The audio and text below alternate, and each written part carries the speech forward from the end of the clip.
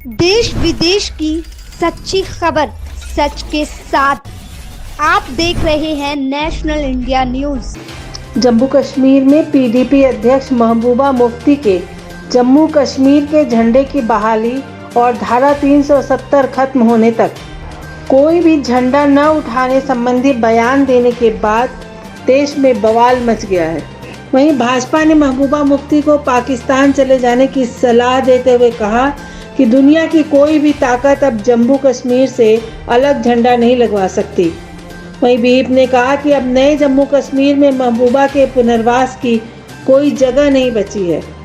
साथ ही महबूबा मुफ्ती के खिलाफ कानूनी कार्रवाई की बात की है। भाजपा के प्रदेश अध्यक्ष रविंद्र रैना ने कहा है कि जम्मू कश्मीर में महबूबा मुफ्ती की अब कोई ज़रूरत नहीं है। वह झंडा उठाएं या ना उठाएं, हमें इस बात से कोई फर्क नहीं पड़ता।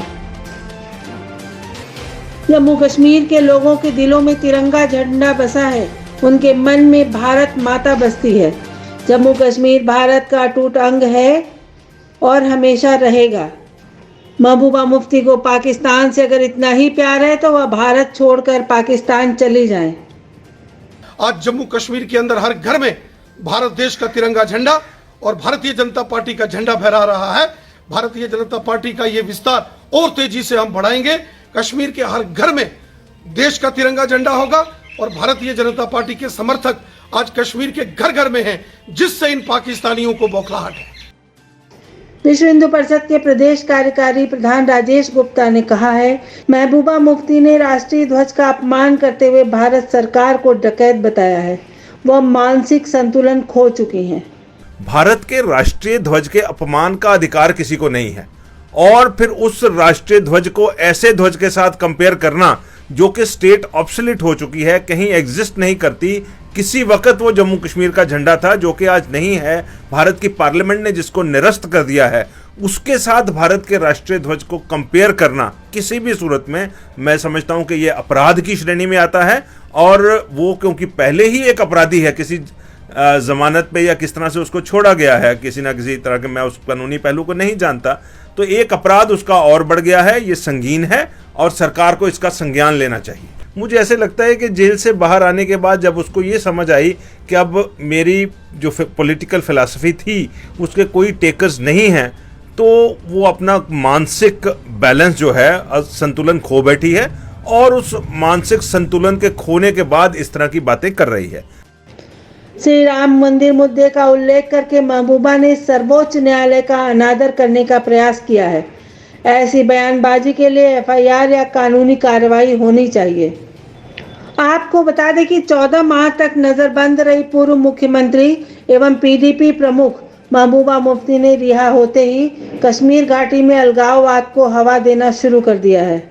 ऐसे में जब तक हम सब लोग इकट्ठे नहीं हो जाते, जिसमें जो आप जो हैं, जो जर्नलिस्ट हैं, जो मीडिया है, यहाँ जम्मू कश्मीर के रहने वाले हैं, जब तक हम इकट्ठे नहीं हो जाएंगे तो शायद जो मुकाबला जिस चीज़ का करने निकले हैं हम, उसमें हमें मुश्किलात आएंगी। इन दिनों मैं अपने वर्कर्स से मिलती रही और मुझे खुशी हुई कि मैं जब जेल के अंदर थी, जब मैं बंद थी, तो मुझे लगता था कि पीडीपी को बिल्कुल ही इन्होंने ख़त्म कर दिया है। मगर शुक्र अल्लाह ताला का कि जिस तरह मेरे वर्करों से मुलाकात हो गई, हमारा वर्कर कन्विक्शन के साथ मुफ्ती साहब के एजेंडे के साथ खड़ा है।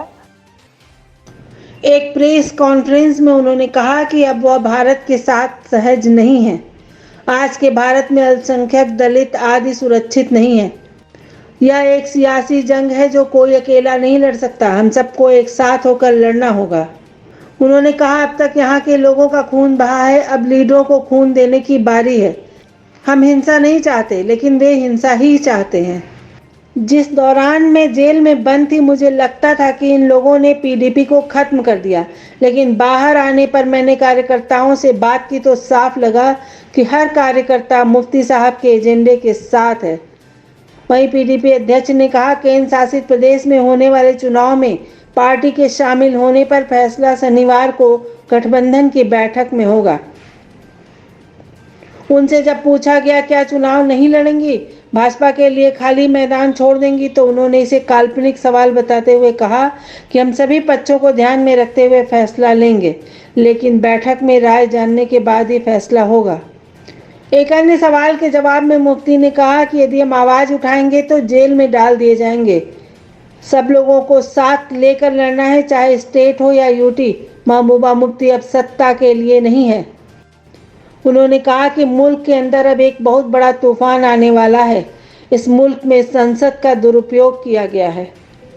पूर्व मुख्यमंत्री ने कहा कि हुर्रियत नेता सैयद अली शाह गिलानी द्वारा केंद्रीय प्रतिनिधिमंडल से मिलने से इनकार कर देने से हमें बड़ा नुकसान हुआ है। वह भाजपा का नहीं बल्कि आल पार्टी का डेलीगेशन था, जो कि हमारे दरवाजों पर बड़ी उम्मीद लेकर आए थे। इसकी वजह से पूरे मुल्क में हमारी छवि खराब हो गई है। इस दौरान पीडीपी नेता अब्दुल रहमान वीर, गुलाम नबी लोन हजूरा, सुहेल बुखारी आदि मौजूद रहे। देश विदेश की सच्ची खबर सच के साथ। आप देख रहे हैं नेशनल इंडिया न्यूज।